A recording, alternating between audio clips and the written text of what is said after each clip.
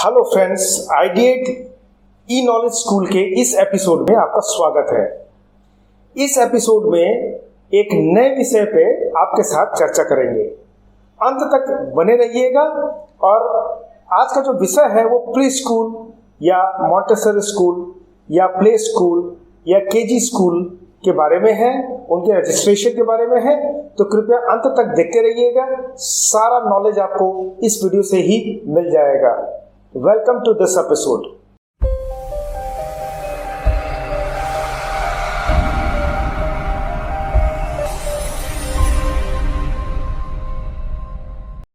सबसे पहले मेरे पास में काफ़ी इंक्वायरीज इस बात को लेकर आ रही है, बाय ईमेल, बाय फोन या बाय कमेंट, कि प्री स्कूल का रजिस्ट्रेशन किस तरह से कराना चाहिए। तो सबसे पहले मैं बता दूं कि ऐसा कोई भी गवर्निंग एक्ट इंडिया कंट्री में नहीं है जिसमें प्री स्कूल को आप रेगुलेट कर सकते हैं। कोई एक्ट नहीं है, प्रॉपर एक्ट नहीं है। इसका मतलब ये है कि ये जो एजुकेशन, जो प्री एजुकेशन है, प्री स्कूल एजुकेशन है, ये अनरेगुलेटेड है। लेकिन कुछ एक स्टेट्स में इसको रेगुलेटेड करने की चेष्टा की गई है, जैसे दिल्ली या मुंबई महाराष्ट्र में, तमिलनाडु में, और भी छोटे मोटे कोई स्टेट्स में इस तरह की रेगुलेशंस करने की चेष्टा की गई है। लेकिन इन जनरल यदि आप देखेंगे तो pre school, play school, Montessori school के लिए भी किसी भी तरह की रेगुलेशन या किसी भी तरह की लाइसेंसिंग की जरूरत नहीं पड़ती है। लेकिन यदि आप महाराष्ट्र में करना चाहते हैं तो महाराष्ट्र में यदि आपको करना है तो उसमें महाराष्ट्र में एक pre school centres regulation of admission act है, जिसमें आपको रजिस्टर करवाना पड़ेगा। तमिलनाडु में भी डिस्ट्रिक्ट एजुकेशन ऑफिसर जो है उसके अंडर में एक प्रॉपर कोड है जिसको फॉलो करना पड़ेगा। लेकिन इसके अलावा बाकी सारे स्टेट्स में, जैसे वेस्ट बंगाल में, बिहार में, झारखंड में, असम में, ये सब जगह पे कहीं पे भी इस तरह का स्पेसिफिक कोई भी एक्ट नहीं है रजिस्ट्रेशन के लिए। तो इस स्थिति में क्या करें? यदि आपको प्ले स्कूल खोलना है, यदि आपको मॉन्टेसरी स्कूल खोलना है, यदि आपको आइडिएट ई नॉलेज का प्ले स्कूल खोलना है, यदि आपको कोई और ब्रांड का ई नॉलेज स्कूल खोलना है, प्री स्कूल खोलना है, तो आपको क्या करना है? इसके लिए आपके पास में एक फॉर्मल लीगल एंटिटी होनी चाहिए, जिसके लिए मैंने ऑलरेडी एक वीडियो बनाया था। ट्रस्ट हो या कंपनी हो, सेक्शन 9 कंपनी हो या फिर सोसाइटीज एक्ट में हो, कोई भी हो, आपके पास में एक लीगल एंटिटी होनी चाहिए। उस लीगल एंटिटी के माध्यम से आप एक कोई नाम, ट्रेड नाम सोच के प्री स्कूल को कर सकते हैं।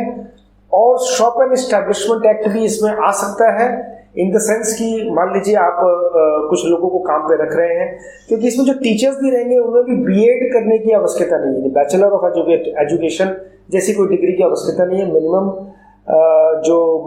कोई स्पेसिफाइड नॉलेज नहीं चाहिए बच्चों का। और मॉन्टेसरी जो ट्रेनिंग इंस्टीट्यूट्स भी होते हैं वो भी रिकग्नाइज्ड नहीं होते हैं, बेसिकली वो भी अनरिकग्नाइज्ड होते हैं और वो अपने करिकुलम के बेसिस पे पढ़ाते हैं। तो बेसिकली मॉन्टेसरी ट्रेंड जो टीचर्स होते हैं, वो मॉन्टेसरी टीचर्स ट्रेनिंग जो है वो खुद में ही अपने आप में एक जो है नॉन रिकग्नाइज्ड एंटिटी होती है। उसका कोई रिकग्निशन या एक्ट के अंदर में नहीं आता है, जैसे कि सीबीएसई है, आईसीएसई है या कुछ भी है, तो उसमें नहीं आता है।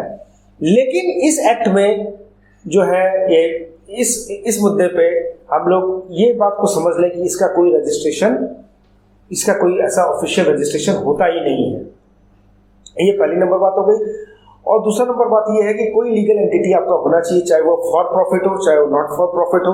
आप अपने घर के एक एक्स्ट्रा रूम से भी स्टार्ट कर सकते हैं, आप अपने कोई एक्स्ट्रा स्पेस से भी स्टार्ट कर सकते हैं, आप किसी मकान से स्टार्ट कर, रेसिडेंशियल बिल्डिंग से स्टार्ट कर सकते हैं, आप एक कमर्शियल बिल्डिंग से स्टार्ट कर सकते हैं, आप एज ए कमर्शियल भी इसको स्टार्ट कर सकते हैं। प्ले स्कूल है भाई, जैसे मॉल वगैरह में बहुत सारे प्ले स्टेशन की तरह बने होते हैं, उस तरह में भी स्टार्ट कर सकते हैं। कई तरीके के इसमें हैं, इसमें कोर्स एंड करिकुलम भी आता है। अब ये क्वेश्चन ये आता है कि इतने सारे जो बड़े बड़े ब्रांड्स हैं, ये प्री स्कूल के लिए, प्री स्कूल फ्रेंचाइज के लिए इतना कुछ क्यों एडवर्टाइज करती है?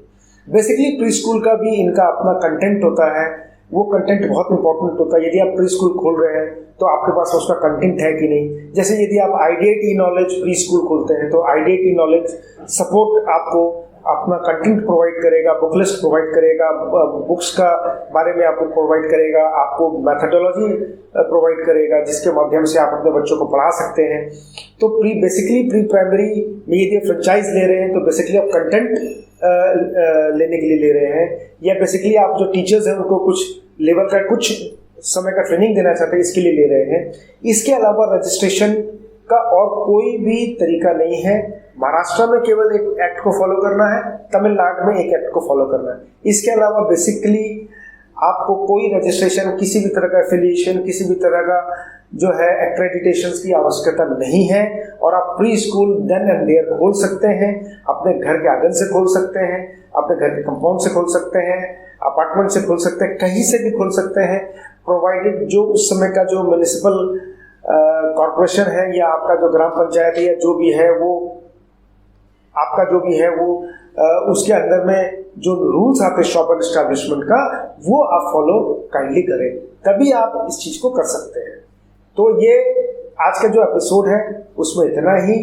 आगे मैं अपने किस तरह से स्कूल को आगे बढ़ाए, इसके लिए स्कूल को के नए एपिसोड्स के साथ में, नए विषय के साथ में आऊँगा। इस एपिसोड्स में इतना ही। आगे आप हमारे वीडियो को देखते रहने के लिए, कमेंट करने के लिए और लाइक करने के लिए और हमें सब्सक्राइब करने के लिए आपका बहुत बहुत धन्यवाद।